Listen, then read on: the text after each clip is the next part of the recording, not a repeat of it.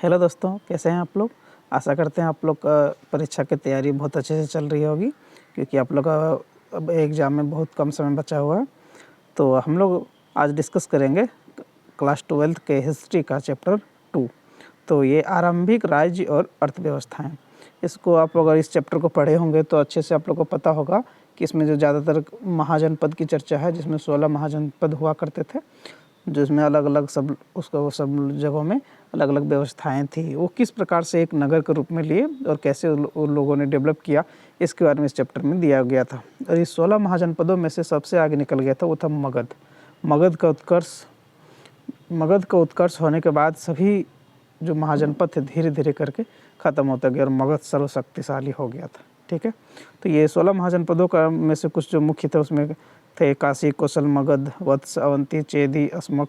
ये सब मुख्य थे। टोटल 16 महाजनपद आप लोग लिख लीजिएगा। अगर लिख पाएंगे तो कमेंट करेंगे, हम आप लोग को PDF अवेलेबल करवा दूंगा। देखिए चैप्टर 2 का पहला क्वेश्चन है, आरंभिक इतिहासकार ऐतिहासिक नगरों में शिल्प कला के उत्पादन के प्रमाणों की चर्चा कीजिए। हड़प्पा के नगरों के प्रमाण से किस प्रकार भिन्न है। देखिए आरंभिक ऐतिहासिक नगरों में शिल्प कला और हड़प्पा काल के जो है शिल्प कला, दोनों में क्या डिफरेंसेस थी। तो यानी कि हम लोग महाजनपद और हड़प्पा काल में ये दोनों के बारे में चर्चा करेंगे। तो आप लोगों को पता होगा कि हड़प्पा के लोगों को सिर्फ एक धातु का जो था लोहा, वो जो उसका ज्ञान बिल्कुल नहीं था। उन लोगों को लोहा का प्रयोग का बिल्कुल भी प्रमाण नहीं मिला है। ठीक है, यानी कि लोहे के ज्ञान से वो परिचित नहीं थे। अब देखिए आंसर में आते हैं हम लोग। देखिए अभी देखिए जो महाजनपद थे जहाँ, वहाँ पर अभी खुदाई करना संभव नहीं है, क्योंकि वहाँ पर तो लोग बसे हुए हैं और उसको खुदाई के लिए लोगों को खाली करना, उनके बारे में अध्ययन करने के लिए बिल्कुल ठीक नहीं है। तो काफ़ी ज़्यादा ठीक है, बट इसको बहुत पेचीदा हो जाता है। लेकिन हड़प्पा के काल में ना जो खुदाई हुआ उसमें से बहुत सारी चीज़ों का प्रमाण मिला है। ठीक है, तो इसी को हम लोग चर्चा करते हैं। देखिए हड़प्पा शहरों में खुदाई तुलनात्मक रूप से आसान थी। ठीक है, हड़प्पा काल में खुदाई तो बहुत बेहतरीन थी, आसानी से हो जाता था, क्योंकि उस वक्त वहाँ पर जो लोग ही नहीं बसे हुए थे, पहले बसे हुए थे, फिर बिल्कुल ख़त्म हो गए। तो ऐसे जगहों में जहाँ पर कोई निवास नहीं कर रहा हो तो खुदाई करना ईजी होता है, लेकिन भीड़ भाड़ वाले इलाकों में खुदाई करना मुश्किल हो जाता है। कमियों के बावजूद इस काल से विभिन्न प्रकार की कलाकृतियों को बरामद किया गया है। बहुत सारी कलाकृतियाँ बरामद हुई थी। इस काल के शिल्प कौशल पर प्रकाश डालती है। इनमें उत्कृष्ट मिट्टी के कटोरे और थालियाँ मिली है। देखिए कटोरा एवं थालियाँ मिट्टी के मिला था, जिन पर चमकदार कलाई चढ़ी है। उन्हें उत्तरी कृष्ण मार्जित पात्र कहा जाता है। संभवतः इनका उपयोग अमीर लोग किया करते थे। तो जो अमीर लोग होते थे ना, उनका खाने पाने रहने का तरीका थोड़ा सा अलग रहता था और अच्छे स्टैंडर्ड तरीके से रहते थे।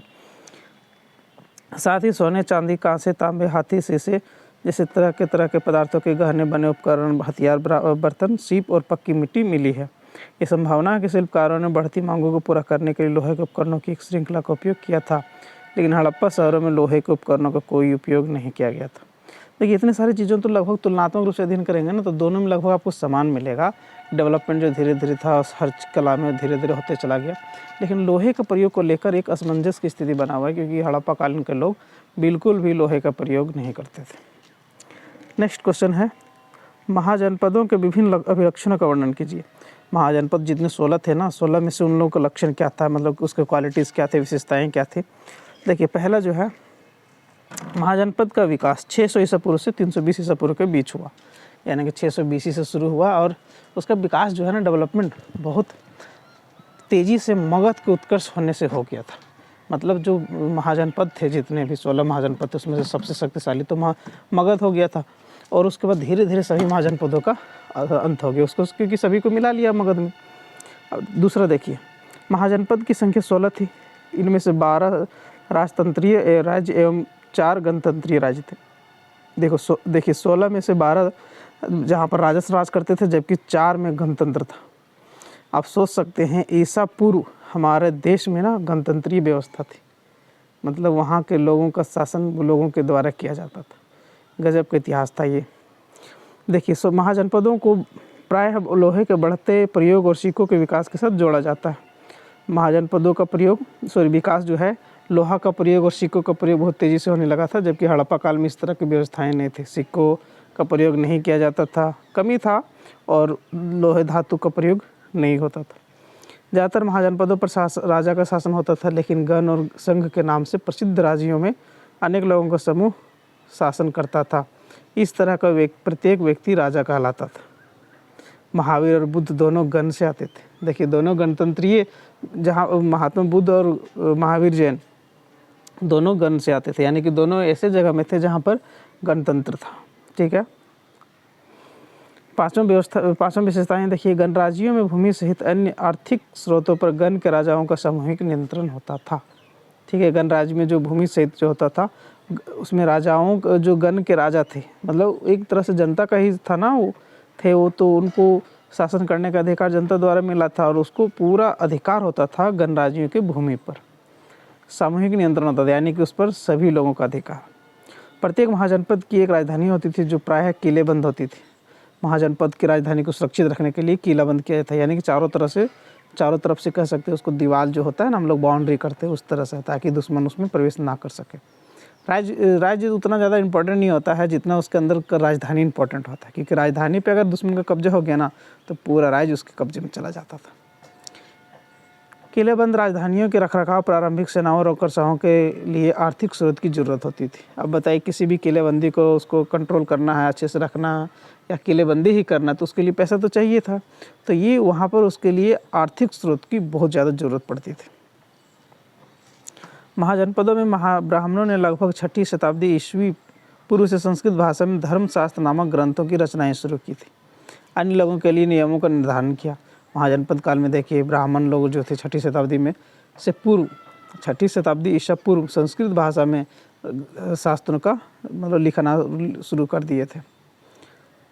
शासकों का काम किसानों, व्यापारियों, शिल्पकारों से कर तक तथा भेंट वसूलना माना जाता था। शासकों का काम क्या होता था? किसान से टैक्स वसूलना, व्यापारियों से टैक्स वसूलना, शिल्पकारों से टैक्स या भेंट उपहार वगैरह जो होता है उससे लेना था। क्योंकि अगर ये सरकार, जिस प्रकार अभी हम लोग सरकार गवर्नमेंट को टैक्स नहीं देंगे तो क्या वो अच्छे से शासन चला पाएगी? बिल्कुल नहीं। तो उसी प्रकार उस टाइम भी राजा को टैक्स दिया जाता था लोगों द्वारा। टैक्स देने से राजा अपने आप को डेवलप करता था, सुरक्षा की व्यवस्था बढ़ाता था और अपने आप को आगे बढ़ाता था, डेवलप करता था। ठीक है। धीरे धीरे, हाँ ठीक है, 9वां पॉइंट देखिए, धीरे धीरे कुछ राज्यों ने अपनी अस्थायी सेनाएं और नौकरशाही तंत्र तैयार कर ली। कुछ जो छोटे छोटे राज्य थे, जो अगर मान लीजिए टैक्स वसूलने का काम मिल गया उसको, तो धीरे धीरे अपना शक्ति वर्चस्व मजबूत करने लगे और राजा से ऊपर अपने आप को समझने लगा था। बाकी राजा भी सहायक सेना पर निर्भर थे, जिन्हें प्रायः कृषक वर्ग से नियुक्त किया जाता था। कुछ जो थे महाजनपदों थे, उसमें से जो लोग रहते थे सारा सेना पर निर्भर थे। सारा उसको राजा जो था सेना पर डिपेंड करता था। लेकिन अगर किसी क्षेत्र का राजा के अलावा भी कोई व्यक्ति अपने आप को मजबूत कर लेता तो फिर वो तो राजा को चुनौती दे देगा और फिर अपने आप को क्या करेगा? राजा से युद्ध करने के लिए कहेगा और खुद को राजा घोषित कर देगा।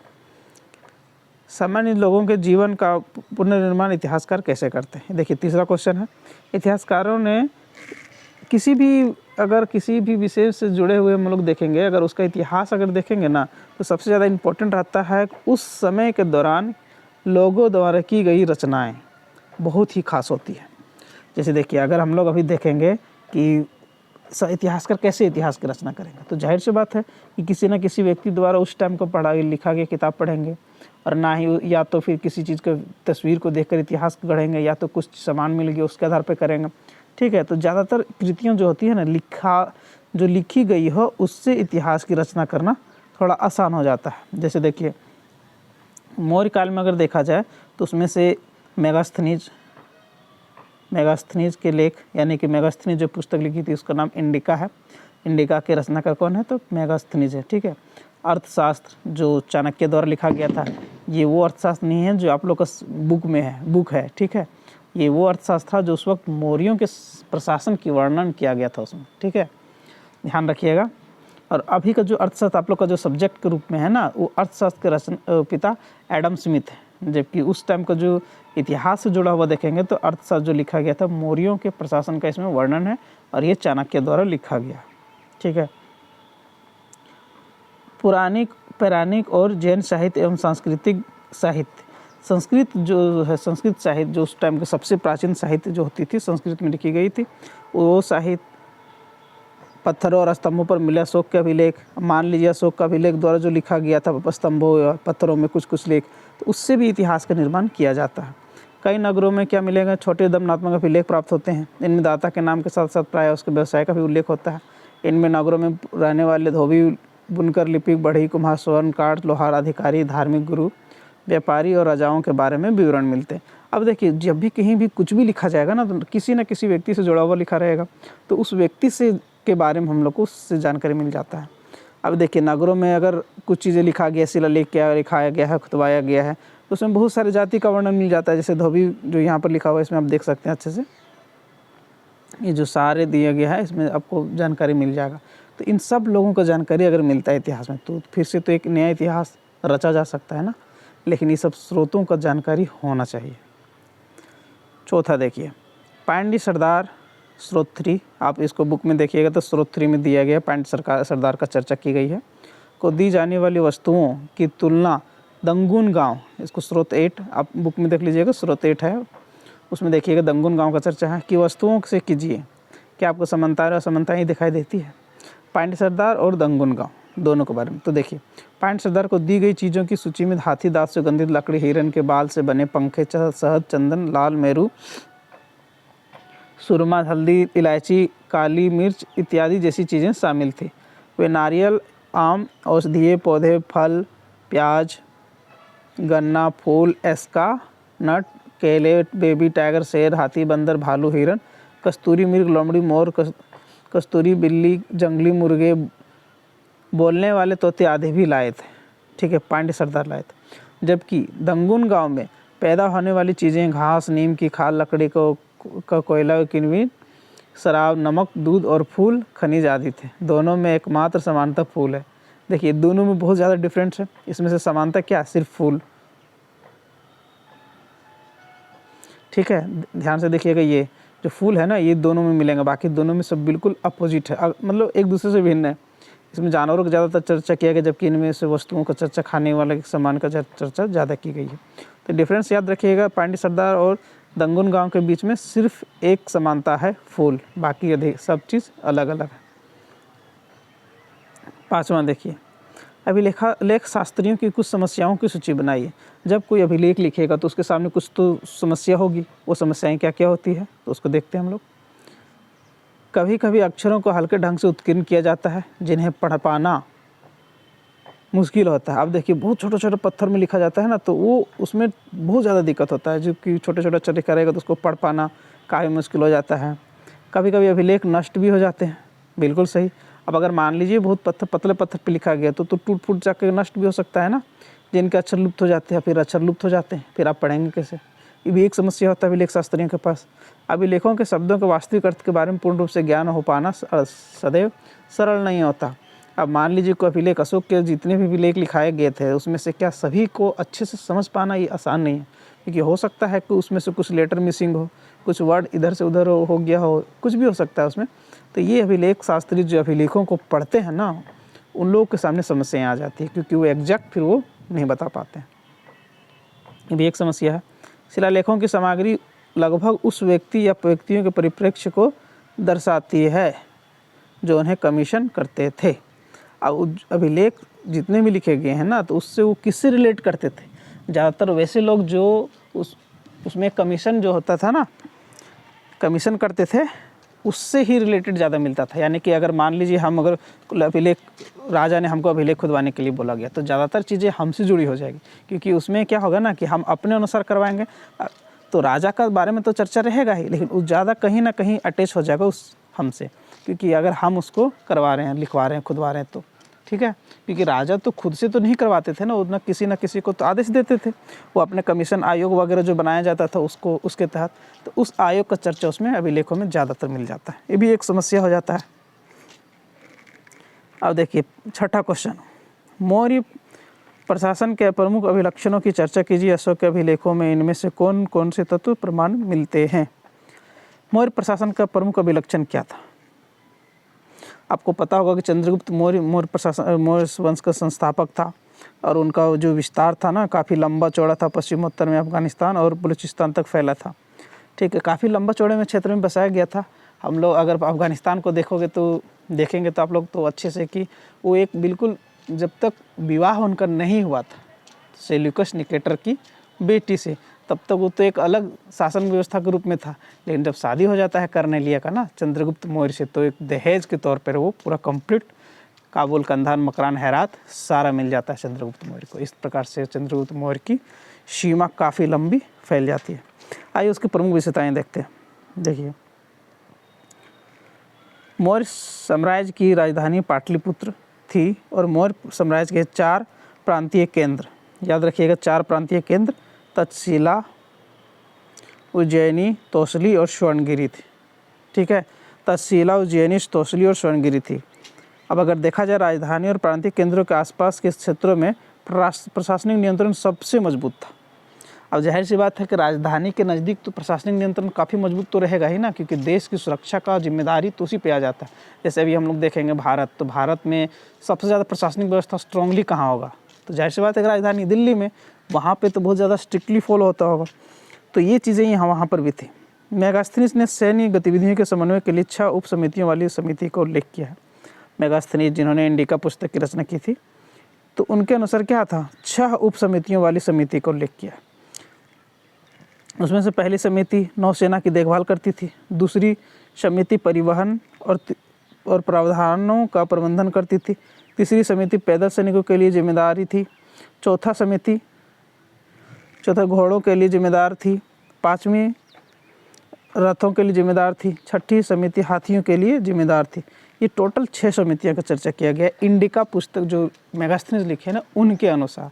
ठीक है, आप लोग ज़्यादातर देखिएगा, दिमाग नहीं लगाइएगा ज़्यादा हिस्ट्री में, आप देख लीजिएगा कि कौन सा कंटेंट किसने कहा, उसी के अनुसार आपको लिख देना है, इसमें आपको बेस्ट नंबर मिलेगा।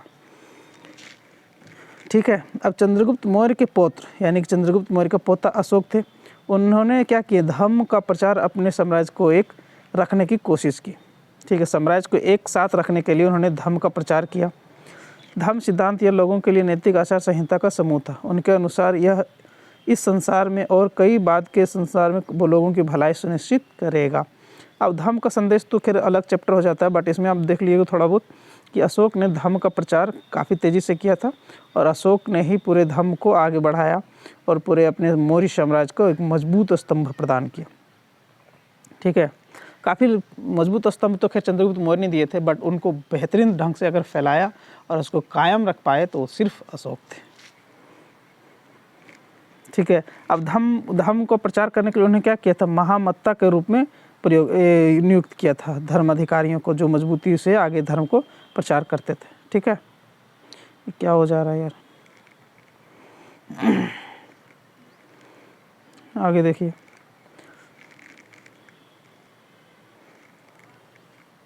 एक मजबूत सड़क नेटवर्क था उस टाइम। अगर देखा जाए अशोक ने एक मजबूत सड़क नेटवर्क बनाया था जो लोगों और सामानों की आवाजाही सुगम बनाता था। आने जाने के लिए ट्रांसपोर्टिंग व्यवस्था मजबूत बनाई थी अशोक ने अपने संदेशों का अपनी प्रजा और अधिकारियों के लिए पत्थर की सतही प्राकृतिक चट्टानों और साथ ही स्तंभों पर अंकित कराया।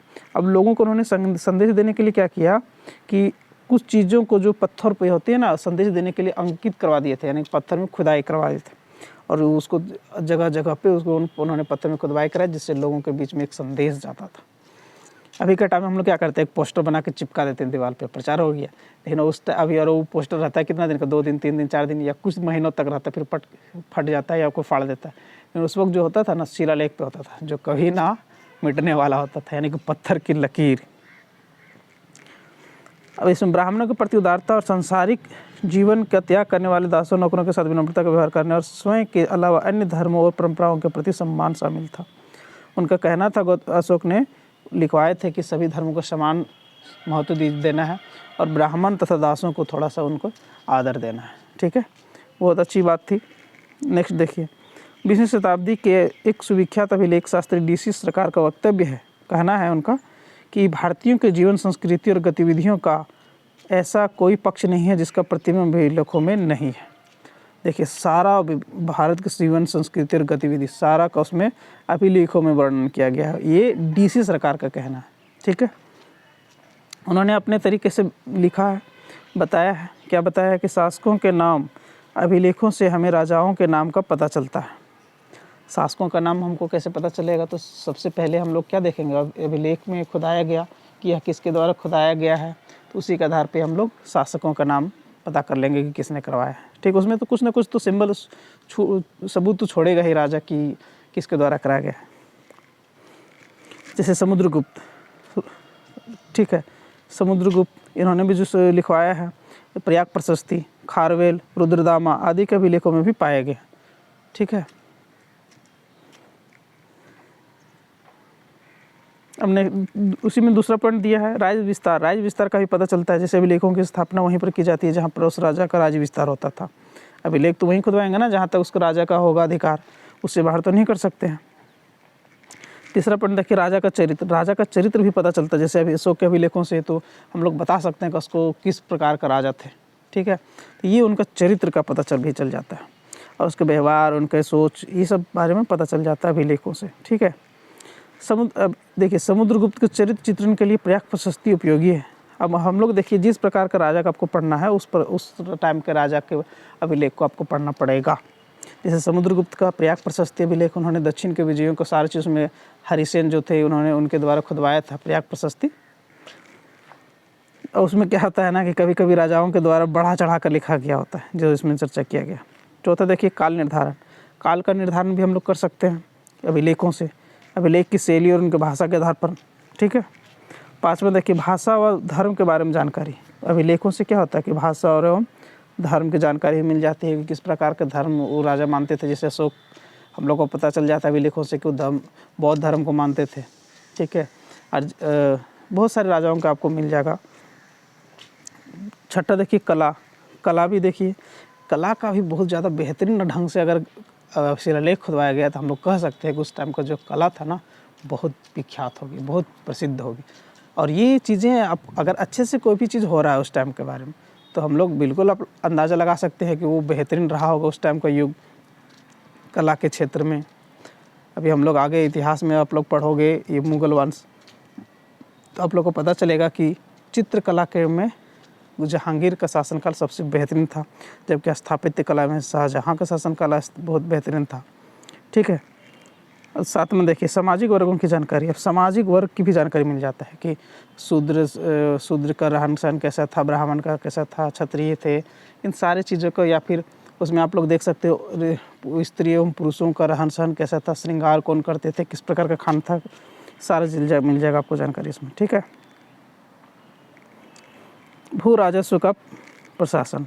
भू राजस्व प्रशासन, इसके बारे में मिल जाएगा कि भू राजस्व की इस प्रकार व्यवस्था थी, टैक्स कितना लिया जाता था, किस प्रकार के लोग खेती क्या करते थे, इतनी सारी सभी चीज़ों के बारे में जानकारी मिल जाती है। आप लोग इसको थोड़ा सा अच्छे से पढ़ लीजिएगा।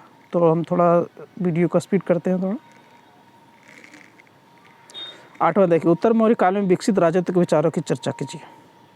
सबसे ज़्यादा विकसित राजत्व क्या था, वही बारे में इसमें चर्चा करना। तो देखिए मौर्य काल में विकसित राजाओं की विचारधारा देवीय राजा सिद्धांत की थी। मतलब क्या कहना था उन लोग का कि देवीय शक्ति हम लोग को प्राप्त है। ये चीज़ें आप लोग को फ्रांस की क्रांति में भी आपको देखने को मिलेगा।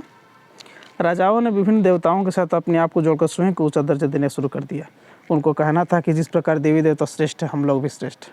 तो इस प्रकार से उसमें क्या हो गया कि दर्जा देवी का अपने आप को देना शुरू कर दिया।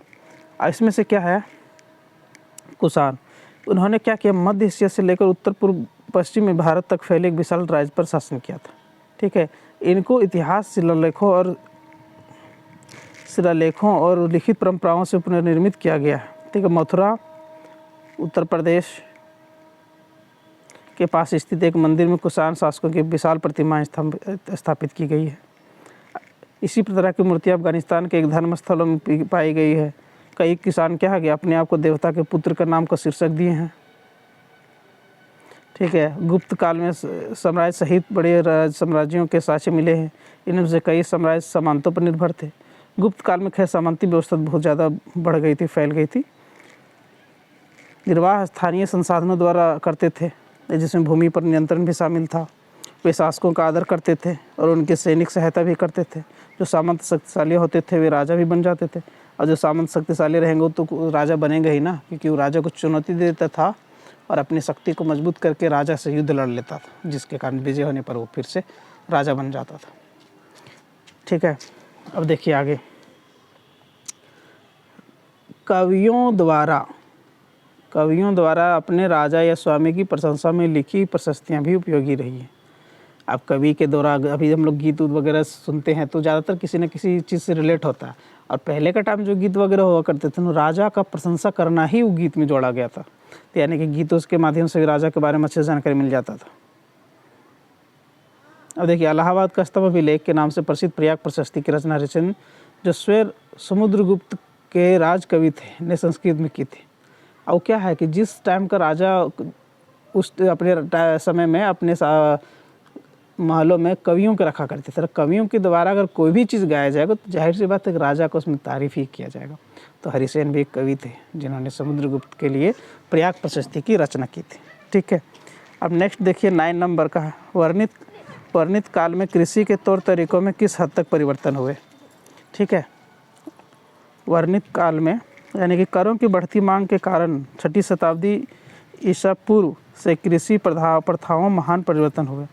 कई रणनीतियों को अपनाया गया जिसका उद्देश्य कृषि उत्पादन तथा ताकि मांगों को पूरा किया जा सके। पहले इसमें देखिए, कृषि के हल का प्रयोग, कृषि के लिए क्या किया, हल का प्रयोग किया, जिससे क्या होगा, खेती तेज़ी से बढ़ेगा, अच्छे से उत्पादन होगा और फिर लोगों के लिए अनाज की पूर्ति की जा सकेगी। उपज बढ़ाने का सबसे बेस्ट तरीका तो वही था उस टाइम का। ठीक है, क्षेत्रों में भारी वर्षा होती थी वहाँ लोगों के फाल वाले हलों के माध्यम से लोग भूसे की जुताई करती थी। ठीक है, जब तेज़ी से बारिश होती थी ना, तो लोहे का फाल वाले हल का प्रयोग होता था, और जिससे क्या होता था कि वहाँ पर उपज बोलते हैं, जो जुताई करने में ईजी हो जाता था और उस भूमि में अच्छे से अच्छी खेती की जा सकती थी। नेक्स्ट देखिए, कुदाल का प्रयोग। पंजाब और राजस्थान जैसे अर्ध शुष्क, जहाँ पर अच्छे से बारिश नहीं होती है, अर्ध शुष्क जमीन वाले क्षेत्रों, महाद्वीपीय पूर्वोत्तर पर्वतीय क्षेत्रों में किसानों ने के लिए कुदाल का प्रयोग किया है। कुदाल भी क्या होता है, खेती करने में कुदाल का भी बहुत ज़्यादा बड़ी भूमिका होती है। सिंचाई के लिए उपयोग, सिंचाई का उपयोग, उपज बढ़ाने का एक और तरीका क्या था, कुओं, तालाब और कहीं ना कहीं नहरों के माध्यम से सिंचाई करना था। अब देखिए, खेती में अगर आप लोग अनाज प्रोडक्शन अधिक कर रहा था, सबसे पहले क्या करना होगा, आपको जुताई करने का जो साधन था उसको मजबूत करना होगा, कुदाल व्यवस्था, तीसरा अनाज व्यवस्था, चौथा फिर सिंचाई व्यवस्था। ये सब मजबूत हो जाने पर ना फिर आपका उत्पादन बहुत तेज़ी से होगा और अनाजों की किल्लत कम हो जाएगी।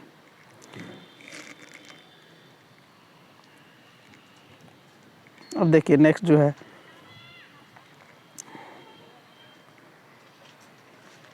नेक्स्ट क्वेश्चन जो है आपका 10वां, 1 और 2 की तुलना कीजिए और महाजनपदों की सूची बनाइए और मौर्य साम्राज्य में शामिल होंगे। अब देखिए, ये डायग्राम दिया गया है, इसमें आपको भारत की नक्शा में आपको दिख रहा होगा कि आरंभिक राज व उनकी राजधानियाँ, जो स्टार्टिंग में राज थे ना, उनकी राजधानियाँ दिए गए हैं। जो बिंदु जो दिया गया है ना, वो उनके स्टेट और राज्य उसमें शो कर रहे हैं, मतलब उस टाइम का स्टेट कह सकते हो। अभी तो खैर स्टेट अलग है, उस टाइम का जो राज्य थे अलग थे। उस वक्त एक महाजनपद हुआ करता था। ठीक है, तो आप देख सकते हैं सारा उसमें दिया गया है। अब इसको मैप में एक बार याद कर लीजिएगा, छाप लीजिएगा, भारत का पुराना नक्शा है। अब इसमें देखिए कि किस राजा का कहाँ क्या मिला है। अशोक के अभिलेखों का वितरण, इसमें सिर्फ अशोक का दिया गया है। तो आप देख लीजिएगा, जो त्रिभुजाकार है, देख रहे हैं, पहला में त्रिभुजाकार है जो महाशिलालेख है, जो बड़े स्तर पे की गई थी, बड़े पत्थरों पे। दूसरा है लघु शिलालेख जो स्क्वायर के टाइप में है, और सर्कल टाइप में जो है स्तंभ अभिलेख। आप इसको देख लीजिए भारत का नक्शे में कौन सा चीज़ कहाँ मिला है सब। ठीक है, अब मानसेरा, शहबाजगढ़ी, तहसीला, कंधार, उसको कंधार भी कहते हैं, इस सारे जगहों में क्या मिला, महाशिलालेख। अब शिशुपालगढ़, जोगल, कलिंग, इधर भी आप आइएगा तो वहाँ भी मिला है। सन्नती, सोपारा, गिरनार, यहाँ भी मिला है। और आप देख सकते हैं स्तंभ अभिलेख, जहाँ सर्कल है, ज़्यादातर ये उत्तर प्रदेश और ये नेपाल वाला क्षेत्रों में ज़्यादातर मिला है। ठीक है, और आप देखिए उन सभी महाजनपदों में अशोक शिलालेख मिले हैं जिनके मौर्य काल में शामिल किया गया। देखिए उसमें से कुछ जो मुख्य रूप से था, अश्मक, गंधार, जो कंधार भी था, मगध, कुरु, कंबोज, सुरसेन, अवंती, वत्स, मत्स्य, चेदी, अंग, विदेह, पांचाल, वज्जी, काशी और मल्ल।